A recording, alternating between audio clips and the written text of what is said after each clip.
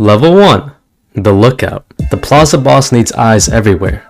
That's you. You're 15, sitting on a plastic chair outside a convenience store in Culiacan.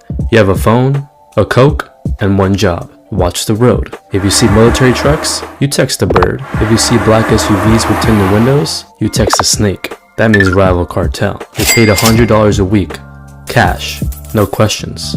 The other guys don't talk to you. You're furniture. But you're learning. You see how the system works. The police drive by twice a day. They wave. They're on payroll. The real threat is the Marines. They can't be bought. One day, a convoy rolls through. You freeze. You forgot to send the warning. 30 seconds later, your phone explodes with messages. Where were you? You asleep? A man appears next to you. He doesn't yell. He just looks at you. Next time, we bury you in the desert. You don't forget again. Level 2. The Transporter. You're 18. A man approaches you at a gas station. You know how to drive? Of course you do. Good. Tomorrow, 6 a.m. Warehouse on the south side. You show up. There's a white semi-truck.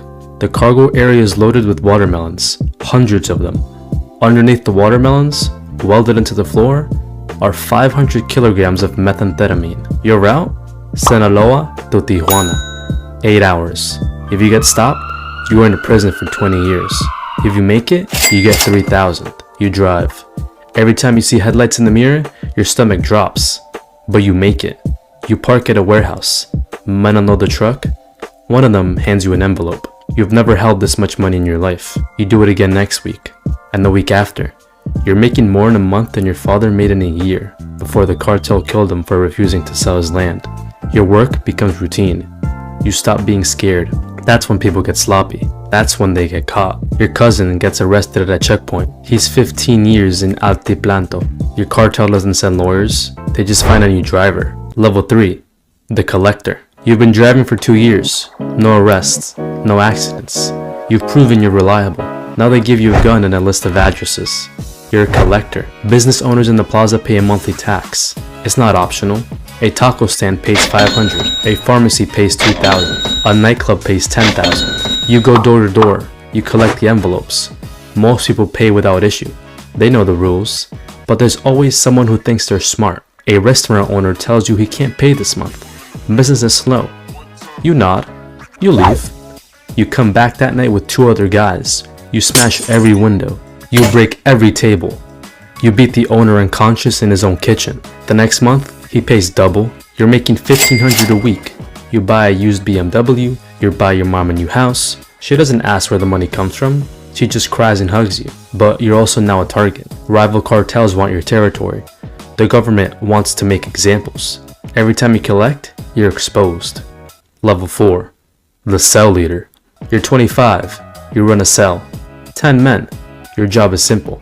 Move product and protect territory. The cartel supplies you with 100 kilos of cocaine every month. You break it down.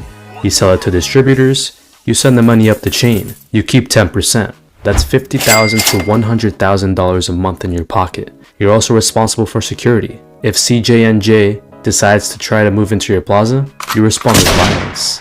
You don't wait for orders. You handle it. A rival crew kills one of your lookouts. You find where they operate. You send 6 guys with AK-47s. They walk into a bar and open fire. Then 12 people die. 5 of them were civilians. It makes the news. The government promises justice, but the governor is on payroll. Nothing happens. You're living well. You have a house with a pool. You have a girlfriend who thinks you own a construction company. You have respect. But you're also managing chaos. Your men are young and stupid. They get high on their own supply. They start fights. They attract attention. You have to discipline them. Sometimes that means a beating. Sometimes that just means a bullet. And the pressure from above is constant. The regional boss wants more money. Always more. If you don't deliver, you're replaced.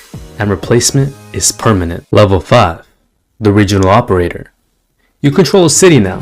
Maybe it's Reynosa or Nuevo Laredo. You have 5 cell leaders reporting to you. You manage the supply, the distribution, and the violence. Your meetings are in a safe house that change every week. You arrive in armored SUVs, you have bodyguards, you carry a gold-plated pistol you've never actually fired. Your job is to think strategically. The plaza boss wants to expand into a neighborhood state. You plan the operation, you identify the weak points in the rival cartel's territory, you bribe local police to stand down. You coordinate the assault. 30 of your men roll into the town at 3 a.m. They kill the rival cell leader and his crew.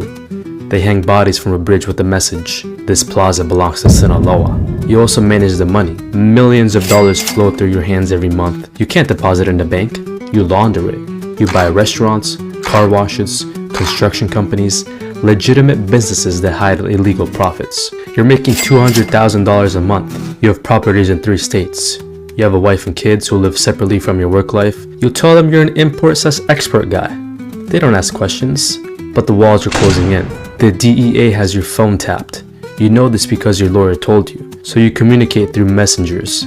You meet in person. You speak in code. You're also fighting a 2-front war. The government wants you arrested. Rival cartels want you dead. And ambitious men in your own organization want your position. You sleep 4 hours a night.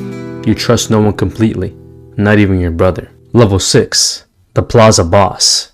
You run the state. Every drug shipment, every murder, every bribe goes through you. You have 500 men working under you. You generate $20 million a month for the cartel, but you're a ghost.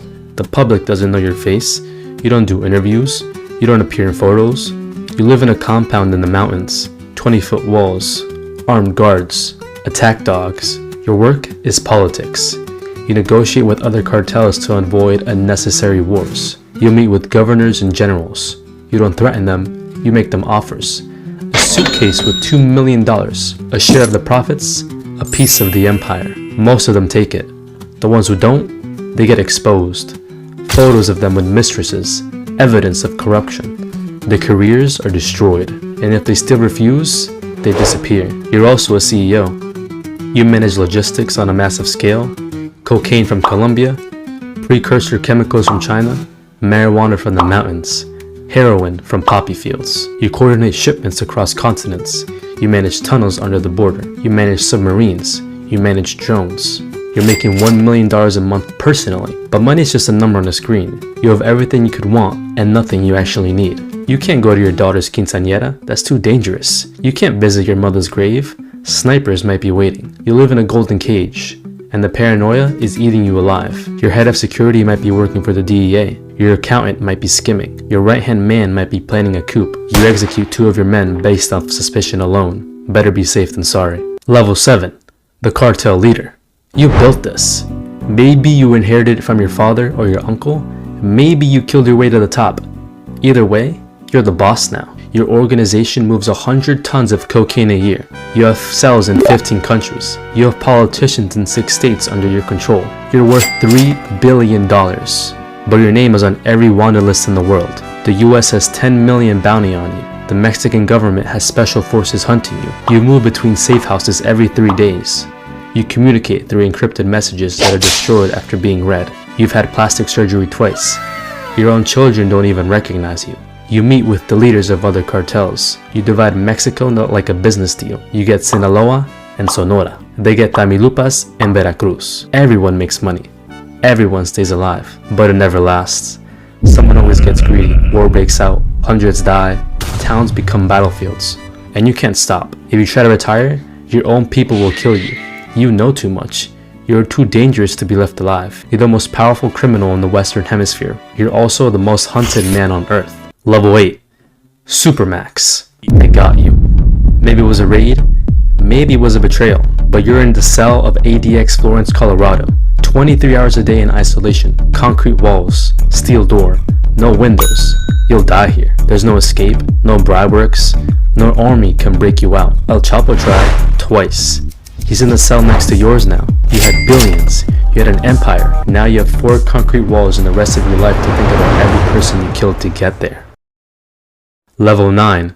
The successor. But the cartel doesn't die with you. Your nephew takes over, or your son, or your lieutenant. Someone always steps up. The drugs keep flowing. The money keeps moving.